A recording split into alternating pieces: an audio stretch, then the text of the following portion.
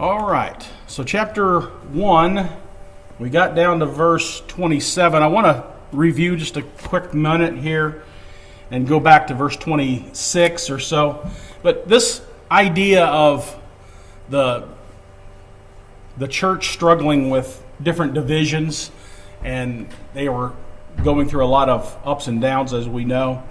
In particular, Paul is addressing at this time, and this theme kind of carries over into chapters 2 and even really chapter 3 as we move forward, that this idea that they were divided, and a good portion of that division came from their desire to attach themselves to men or to humans rather than putting their allegiance towards and to God. And so that's something that is a theme that runs through here that Paul is addressing as we look at this section here. And as we can, let's just go back to verse 26 of chapter 1 to kind of get an idea here of where we're at. As we see verse 22, the Jews requested a sign and the Greeks seeked after wisdom. But we preach Christ crucified to the Jews, a stumbling block, and to the Greeks foolishness. But to those who are called, both Jew and Greek, Christ, the power of God, and the wisdom of God.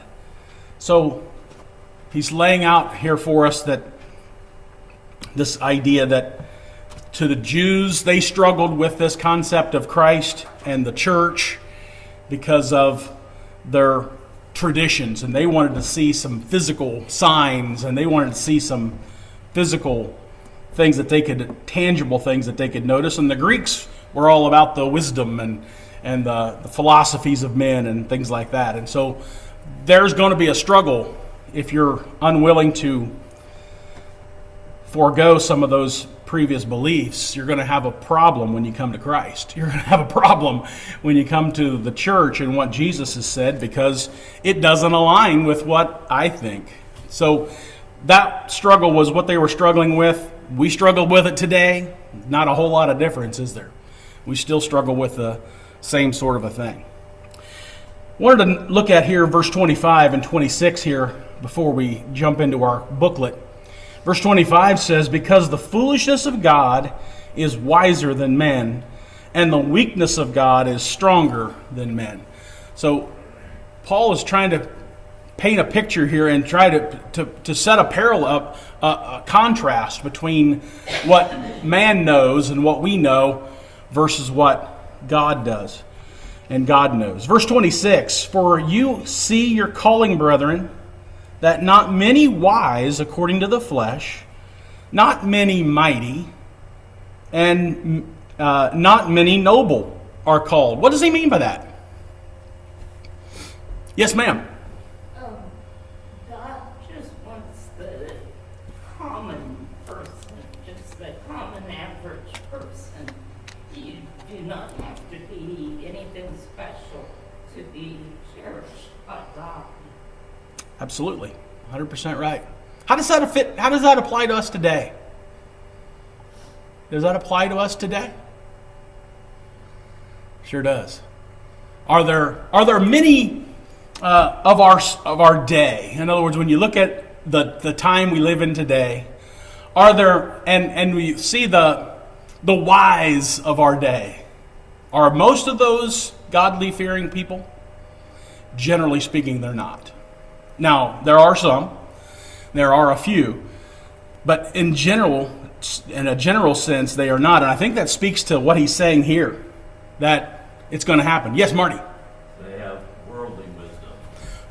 Yeah, exactly. Absolutely right. Absolutely. And that, it fights against each other. This worldly wisdom sometimes fights against godly wisdom and spiritual wisdom.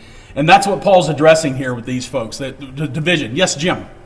Well, Corinth at that time was one of the prominent cities in Greece. Mm-hmm. And Greece was noted at that time for their intellectual thinking and things like that. Yes. So that's what he's Yep. Most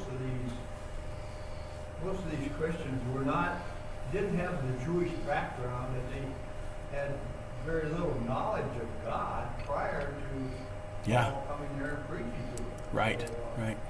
This is all new to them. Right. Starting from scratch, pretty much. Right. Yeah. Excellent. Very good. Other thoughts? What does it mean here, verse 26, that not many wise are called? What's this calling all about? Is it some in our world today, in the religious communities anyways, want to look at this as some sort of a miraculous calling that God speaks to people and spoke to you and drew you in here, that kind of thing. Chris, what do you think?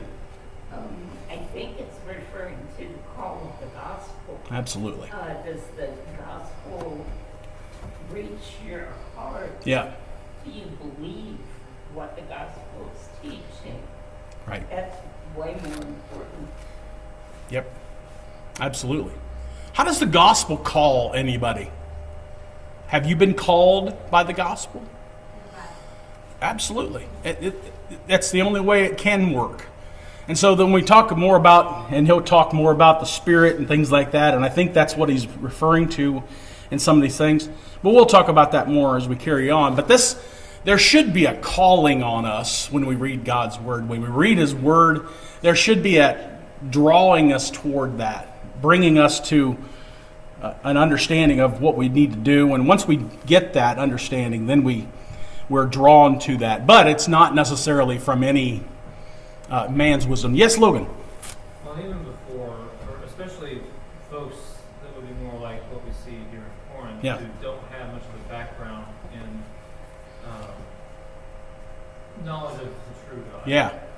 There's likely going to be something prior to coming into contact with the scriptures themselves that's going to be the draw. So there's going to be something, all of us, I think, can think of something that we, whether before or maybe it's harder among us, most of us having been raised among Christians all our lives, but especially for somebody who hasn't, there's almost always you hear of some kind of a lack, or like this hunger that can't be fulfilled, this longing that can't ever really be fully satisfied, or this nagging thing that just won't let go of the person. Right. That there's something that needs to be answered, something that needs to be addressed, needs to be revealed that just hasn't been. Right. And so then, at the right moment, usually that'll come through interaction with the person.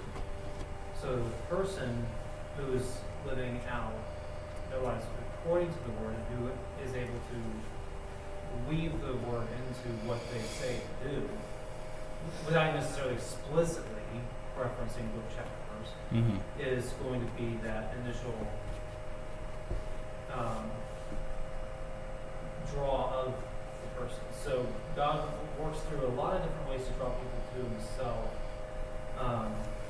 And going back to the point earlier, heart being the main thing, is there a heart that recognizes something's missing and is wanting to seek it wherever it is going to ultimately be found, even if it flies in the face of all the vaunted wisdom of generations past in certain ways. Yeah. So that calling is something that seems to go out broadly. Other scriptures indicate many are called, few are chosen. Right. Go in verse 28, talk about God choosing. God chose what is low and despised in the world. Right. In order to, the point is He's putting to shame the things that exalt themselves apart from Him. So then, is there a heart that is open to receiving that? And then that's when there's kind of like that really more meaningful draw. That a person can either choose to accept or refuse, but then there's a change in heart at that point. Right. I mean, if a person feels that pull and then chooses to shut it down, there's a hardening that happens. And then if they choose to go toward it, then there's, you might say, a softening or an opening. Sure. There's a transformation that begins. Right. So, I think that there is a lot going on here, but certainly it's not some singular specific formula of God speaks in an audible voice to so-and-so. Right. And that's the Right. only way that this thing can happen. Right. Because in the past, we have seen that with different folks. Sure. The one who's writing this. Yes, right. Included. Right. Yeah. But clearly he's not talking about that forever. Right. Right.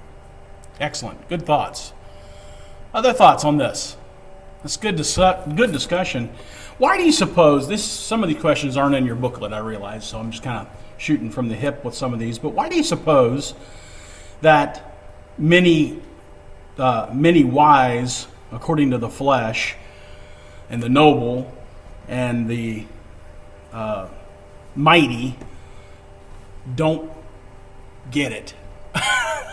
Why is it that those, we've established that it's true, we already see that it's true, there are a few, but why is it in a general broad sense of the word that they don't get it? Marge? Because of power and greed. I think that's got something to do with it. Yeah. Pride, maybe? Rodney? Yeah. That's basically it. Chris, did you have something? Scientifically, these people feel that they've got this greater wisdom Yes. and they know that the earth is millions of years old. Right. And they know that the story of Noah couldn't possibly be true. Right. And aren't you silly for believing something like that? I mean, there's really a strong current in academia of religion is just foolishness. Yes. It's belief in fable. Right. And that's exactly what Paul's addressing here. And Jim made a good point, too, that realized that these people came from when you don't come from a background of godliness in your life, it's easy to just look at this as, well, this is a bunch of nonsense. We're not going to do this. Yes, Logan? Yeah, going back to Romans 1, I mean, this sort of gets to the question of what is the stumbling block for everybody. Yeah, not yeah. just the worldly wise or noble. Right. But men choose to suppress the truth in unrighteousness because of their ingratitude. And I think that ultimately what that and Genesis as well as so many other examples point to is what you mentioned, pride. Yeah. That temptation that we as image bearers of God have to instead try to become the source of that image bearing. So we are given dominion and glory and honor in God's creation by Him. Then the temptation is to take that for ourselves, to go grasping at that. Yeah. Which is the exact opposite mindset that we're supposed to have, as indicated in Philippians. Christ did not consider equality with God a thing to be grasped and clung onto. Yeah. He willingly emptied Himself to take on human form to then rescue us. Our temptation as fallen human beings is to do the opposite, to go grasping after that in whatever way we can. And so, worldly wisdom is going to sort of by default, sadly, seek to exalt itself still on true things, or at least true enough to have a strong effect, but it's going to be on a different basis. It's going to be trying to be apart from God. Humanity is going to be the source, the foundation, and not God. Right. So in order to accept God's wisdom and His design, His will, it's going to take that in much lesser degree of humility than what Christ showed, being equal with God and coming down. Right. We just have to acknowledge where we really already are. Yeah. But that's still hard for us to do. Yes. So that's then going to be the key, and that's why if we don't feel that sense of need, if the world constantly affirms that, oh, we are so wise, or we are so capable and powerful, or we are so free of need, then where are we going to have those indications that no, ultimately we really are dependent creatures? Right. And that the things that we can use to mask our dependence dependence on God can be taken away very quickly. But for a lot of people, they don't. And even Psalms deal with people of God seeing the wicked prosper and that being a stumbling point for them as well. Yes. But to recognize, okay, all of us, and that's where most of the Psalms come back to, is that even these people, they're in slippery places. These things that they depend on that lift them up as human beings can very quickly come crashing down, and Right. what do they have? Right. But then in those moments, will we be salt and light, in spite of what these people may have done to annoy, irritate, or even wrong us, Yeah. to point them to the hope when everything they built their hope on was crashing down? Right. Good. Very good. Other thoughts? Yes, ma'am. I think some of it comes from like the question that these folks are asking. Like when you seek something, sometimes you generate your question in such a way that you already think you know the answer. Yeah. You know, so like there's no, they're seeking, they're already assuming that God is not real. Right. And none of this can happen before they are looking for evidence. Mm-hmm. So when you want to find something bad enough, you will find ways to justify it. You Sure. will have things out of context, you know, like Yeah. just how everything You bet. happens. You know, if somebody wanted to prove something, they will find a way to do it, whether they're using science, you know, right or wrong. Like they'll take science out of context, scripture out of Yep. context, things out of context to prove what they want. All right. And we see that happening all the time. Sure. Even within, you know, quote unquote, the church. Mhm. People taking Bible verses out of context Right. to prove their point. Right. I think maybe sometimes we also need to make sure that we're not falling into that same trap on the other side where we think we know the answer. Oh, yeah.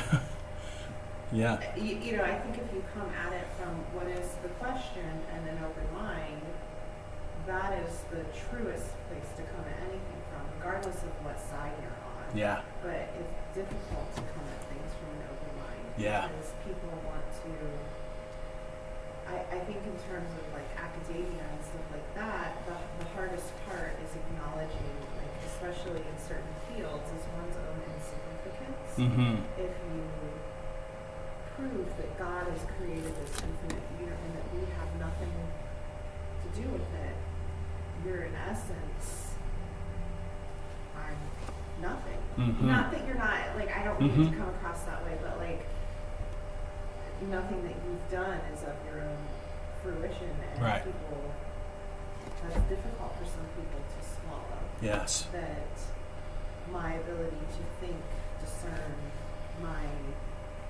smarts and all of this has come from a power beyond myself. Right. Right. Little do they know that like God didn't innately make someone like the most intelligent. Like he gave them form and life and function, Right. and it was up to us to Right. cultivate Right.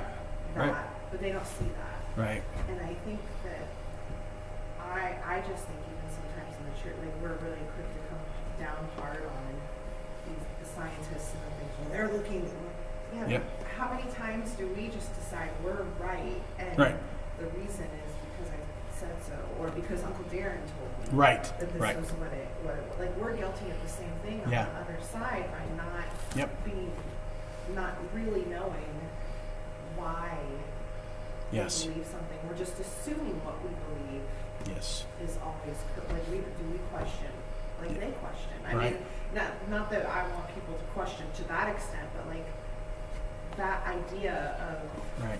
of searching and just to feel more strong and firm in your faith. Right. It seems like that's not a terrible Yeah. idea. Yeah. You It's know, not. They're not necessarily going about it in the right way. Right, But I think right. that we could maybe learn something from that idea of learning and questioning and just trying to continue to understand why do I feel so convicted Mhm. about like Yes. I know that it's right. Right. But why do I can I articulate that to somebody else? Why do I feel that way? Right. And I wonder if, too, some of the struggle that we have today with dealing with this, or dealing with what you said, with when ungodly people prosper, Right. is the free will Yeah. piece of it. You know, we look back at the Old Testament and we go, look, God punished, God, Yeah. he Struck 'em down. Struck 'em down. Right. Why Yeah. is that not happening? And we forget that, like, the free will part of this Yeah. plays into it. Like, God is not going to strike down the people that you deem strike downable. Yeah. Yeah. Right. Right. You know, Yeah. And we need to be at peace with understanding that part of that free will is they made choices that put them in those situations, Right. whether right or wrong. And, you know, the verses where the rain falls on the godly and the ungodly, and the, Yeah. like, all of that holds true. Like, God is not coming down and working in that way anymore, and we need to stop thinking that he is. Right. Because I know that there are times that we look at, and I'm the same, I look at things and I go, well, why is God not fixing that? Yeah. Be- Yeah. Because that's not how, like, he wants us to fix it. Right. Right. That's right. Yeah. And sometimes man won't.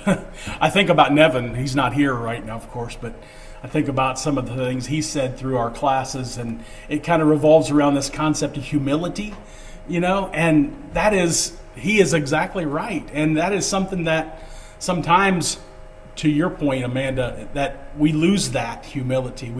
We forget that we are just humble servants. And I took a class one time on evangelism and soul winning and that sort of thing, and talking to the lost, if you want to say it that way. And one of the points that the instructor made that stuck out to me is we have a tendency to be, hi, I'm Darren Adkins and I know stuff, you know. and he tried to get us out of that mindset of having that kind of an attitude. But that's goes to what Amanda was saying. You know, sometimes we have that tendency, don't we? You don't know this and you need to know this, and so get over here. You know, I need to talk to you, and I need to just empty myself of all this knowledge, you know, instead of just kind of taking a step back and with humility going at it and looking at these things. It's an interesting. It kind of took me by surprise when he said it, as I started thinking about it a little bit. You know, this guy's exactly right. He's exactly right. That's exactly how we typically do it, and that's a turnoff to a lot of folks. It would be to me. If you came to me that way, I would probably be like, back, get back. So it is. It's a part of this. What we're talking about. Very good thoughts. Anything else? Yes, Jim. Well, if you go back to the time that Paul is addressing here, these people came out of paganism. Yeah. And, you know, they could take a piece of wood and carve it up a little bit, and there you go. Exactly. Right here, I can see it. Yep. I can touch it, I can feel it, and all that. Absolutely. And then Paul comes along and preaching the unseen God. Yes. Yes. And it's totally foreign to it. Yes. Something that, you know, so I can understand Yeah. how they can feel the way that they do. No doubt. Yeah. No doubt about it. It's totally different. Yeah, exactly. This is a bucket of water over their head, for sure. Yeah. Interesting. Other thoughts? Yes, sir. And yeah, it's also interesting to see, like, after his talk that he gives on Mars Hill in Acts Yeah. 17. Yeah. There, and even like in the marketplace, as he's discussing things with Stoics and Epicureans and various other schools of philosophical thought. Right. You know, especially those that would have attracted, you know, like people who would love to get into an argument with. Yeah, yeah, right.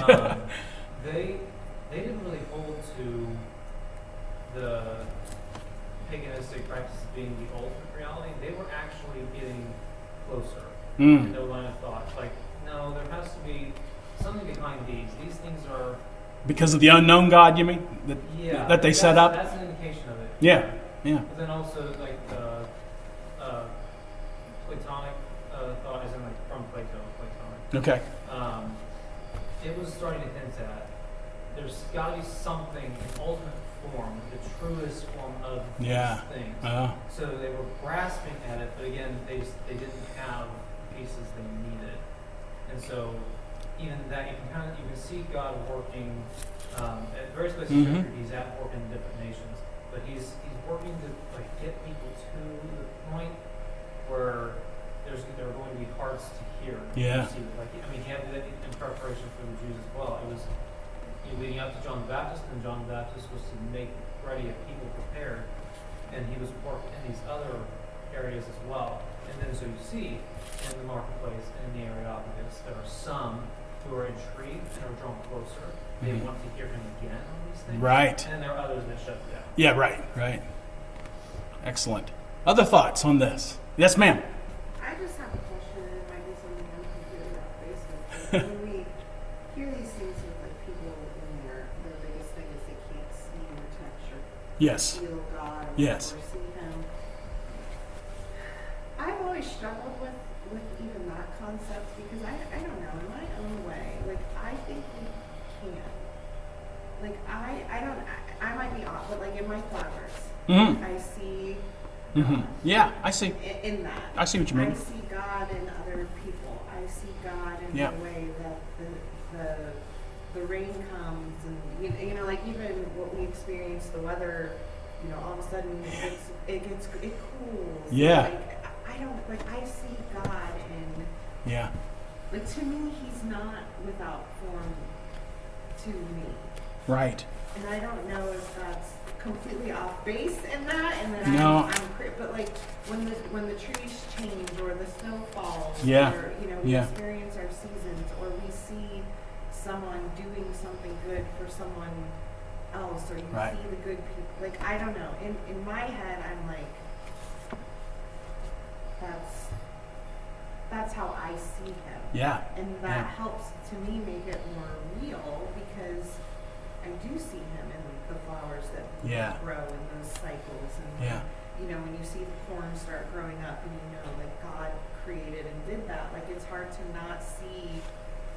Like, Yeah. obviously not physically. I don't look at a piece of corn and Right. see like a face on it. Right. But like, Right. Right. but I don't know. Like I see those, or like when we see a rainbow or a Yeah. beautiful sunset, Yeah. or just something that kind of brings peace, or you see the ocean and how the tide goes in and out. Like Yeah.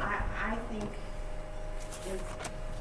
I don't know if I'm wrong, but that we should be seeing God in that, and that should bring us peace. How these things were set up, you know, that the Yeah. ocean was set up in such a way that it doesn't just come in off the beach and, Yeah. and drown us all. Like Right. Right.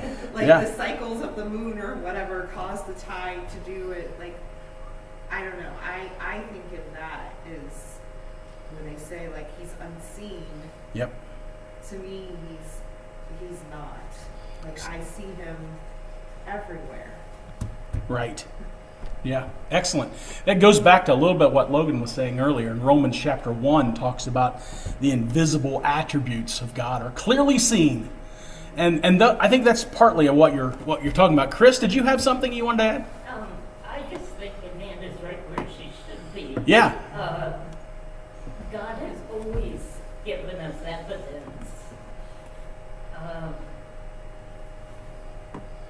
In everything, we're going to see that evidence Yes. of God Yes. if you just open your eyes. Right. Right. It's there not only for Amanda to see, but Yeah. for all the scoffers. That's to right. see.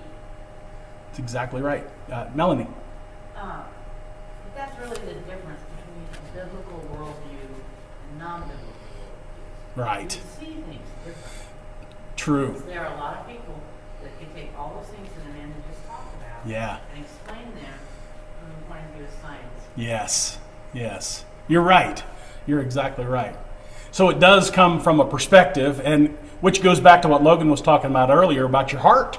What kind of a heart you have, you know, and whether I'm willing to absorb that. When I look at a flower, do I look at just an organism that sprouted from, or do I see the divine creator behind that? That's a good, excellent point. D. There's a study that they did a couple of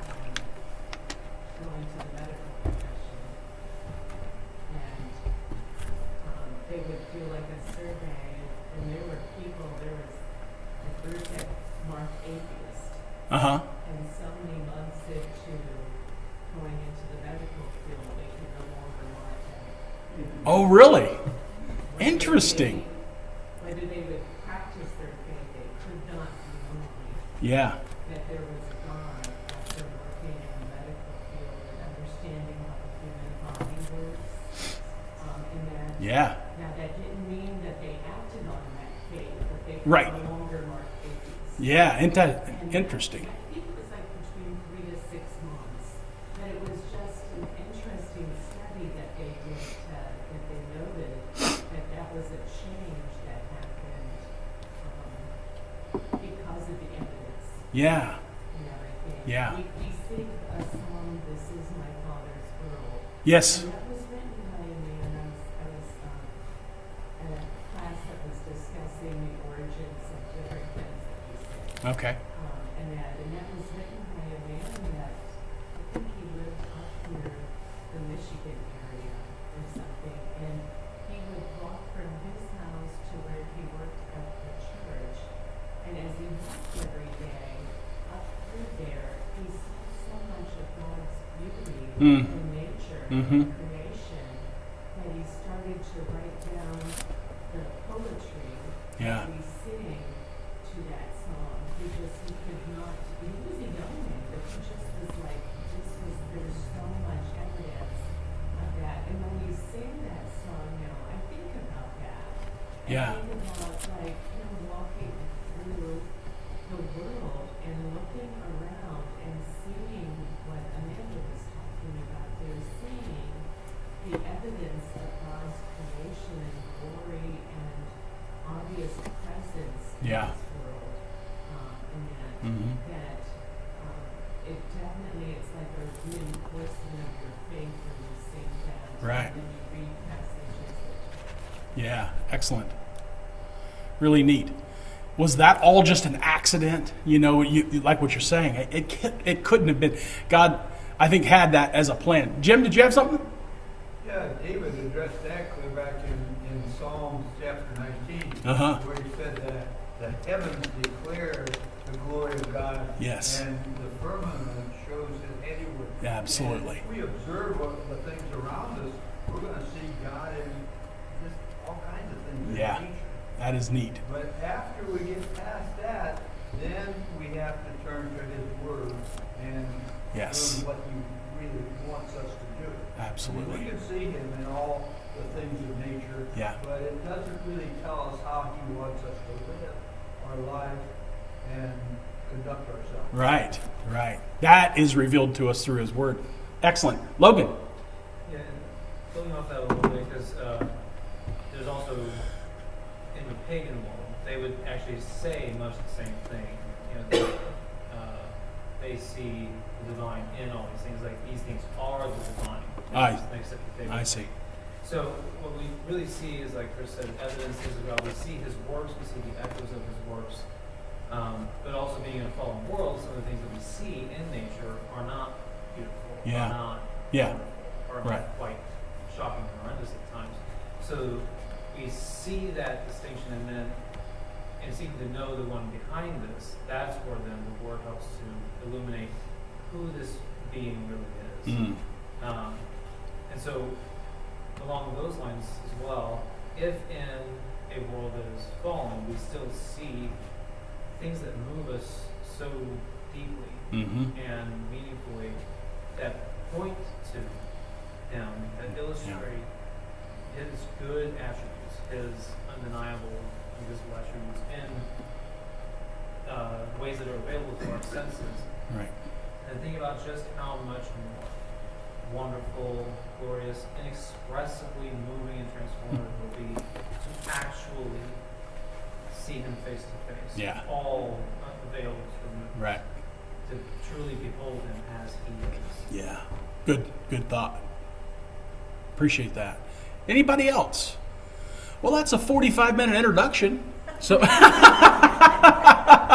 to our lesson. We didn't get very far, but I appreciate your thoughts. I just wanted to kind of unpack some of this stuff a little bit, because we sometimes just glaze over these verses, and I think it's good for us to kind of unpack it and to kind of get to the nitty gritty of what really the Bible had to say there. Maybe I can get through 27. The next question in 11. How can foolish things of the world, I think he meant to be put to shame, or to put to shame the wise. So how does God's simplicity, or the simple things that we've been talking about, how does that put to shame those that are the wise of our day? What did you put for that? Yes, ma'am. Well, I have by the nobodies, the people who in the world's estimate do not count. Mm-hmm. Okay. That's the word. Yeah. It goes to what Amanda's been saying. Yes, ma'am. My immediate thought with that is like these people who claim they know and then they know what's happening. Yes. Yes. Yeah. They're pretty foolish. Yeah. There's when that date passes. Right. You know, Yeah. There's this whole like prepping. And, Yep. You Yep. know, or the Y2K. You bet. You know, all of this stuff that people plan and they freak out for, and like, I don't know. I think like the end of the world. It was like Christian's birthday when he hit 2, and I'm like, it's not gonna be the end of the world. It's like Christian's to the servitudes. Like it's okay. But I think that stuff like that to me is like really foolish. Yeah. Because it explicitly says like nobody knows. Right. That's right. And that's exactly You know, right. So that's the simplicity of God's Yeah. word. Nobody knows. Yep. Yep. But I know. Right. But it says nobody knows. Yeah. Right. Yeah. Yeah. Can't have it both They ways. usually go off the Mayan calendar. Yeah. Right. Right. Marge, did you have something? Well, I think the whole thing started with Adam and Eve, and that the devil plants these thoughts in her head, and he still does that. Uh-huh. You know, Yep. so Yeah. free will, but then he plants these things, and it's whether we Yeah. listen to him or listen to God. Isn't it interesting? That's a good point. I just thought about it. Hadn't thought about it this way before, but that's exactly what Satan was trying to convince Adam and Eve of. You're going to get wise. You're going to get all this wisdom. You're going to be smart like God. You're going to be wise like God if you're willing to do this. And in a tiny, crazy sense, he was right, because they were. they began to see things differently, but just a whole different way than what they really wanted to get to. So that's an interesting point. Yes, sir.